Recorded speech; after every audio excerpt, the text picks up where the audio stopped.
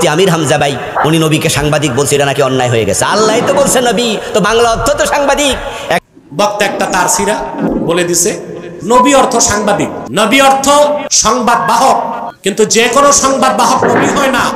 আল্লাহর সংবাদ যারা বহন করতেন তারা নবী হতেন। এটা কিরে ভাই, ক্ষমতার এতই লোভ, বর্তমান হুজুররা ক্ষমতার জন্য কি না করতেছে বলেন। কয়েকদিন আগে দেখলাম একজনের পূজা মণ্ডপে যে সেখানে যে মিষ্টি মুখ করতেছে, আবার কয়েক নেতাকে দেখলাম ভোটের লোভে নামাজ রোজা এবং পূজা এক করে ফেলতেছে, সমতল করে ফেলতেছে। আবার আজকে দেখলাম যে ভালো একজন পপুলারিটি বক্তা আমির হামজা সাহেব, সে রাসূল সাল্লাল্লাহু আলাইহি সাল্লামকে সাংবাদিকের সাথে তুলনা দিয়েছে। ভাই এখানে বিষয়টা হচ্ছে যে রাসূল যদি সাংবাদিক হয় তাহলে কি সমস্ত সাংবাদিককে কি রাসূল বলা যাবে? কিন্তু না, কিন্তু এখানে বিষয় আছে যে রাসূলের নামের আদবের খিলাফ এটা। আপনি রাসূল বার্তাবাহক, অর্থাৎ রাসূল আল্লাহ পাক রব্বুল আলামিনের কাছ থেকে পয়গাম এনেছে, অর্থাৎ তার উম্মতের ভিতরে প্রেরণ করেছে, সেই হিসেবে সেই দৃষ্টিকোণ থেকে আপনি তাকে বার্তাবাহক বলতে পারেন। কিন্তু আসলে সাংবাদিক বলে আখ্যা দেওয়া এটা তো আসলে রাসূলের শানের খিলাফ, এটা রাসূলের শানের খিলাফ। আপনি কেনই বা রাসূলকে সাংবাদিক বলবেন?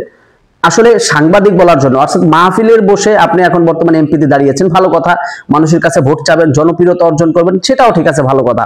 কিন্তু তাই বিধায় যে আপনি ইসলামের বিষয়গুলো নিয়ে রাসূলদেরকে নিয়ে এরকম ভাবে মন্তব্য করবেন বা এটার সাথে ওটা তুলনা দেবেন যেটার সাথে খায় না।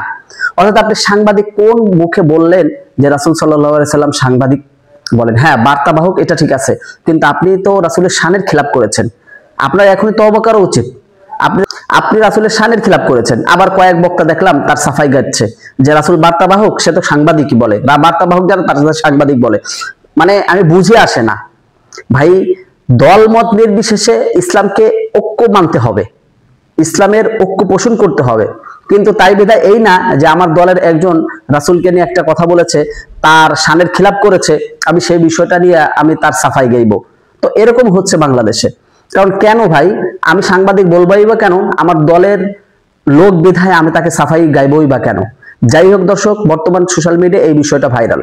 মানে ভোটের তাও নাই, পাগল হয়ে গেছে হুজুররা পর্যন্ত। আম পাবলিক তো হয়েছেই, হুজুররাও পাগল হয়ে গেছে।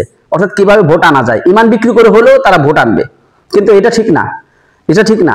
কারণ ইসলাম বিকৃতি করে কেউ কখনো সফল হতে পারে না, ইসলামকে ছোট করে কেউ কখনো সফল হতে পারে না, এটা মাথায় রাখতে হবে।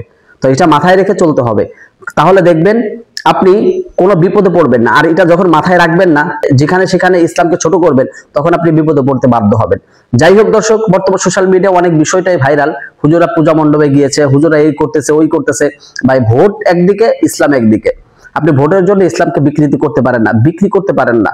যাই হোক, আপনাদেরকে আল্লাহ পাক রব্বুল আলামিন হিদায়াত দান করুক, আমরা দোয়া করি।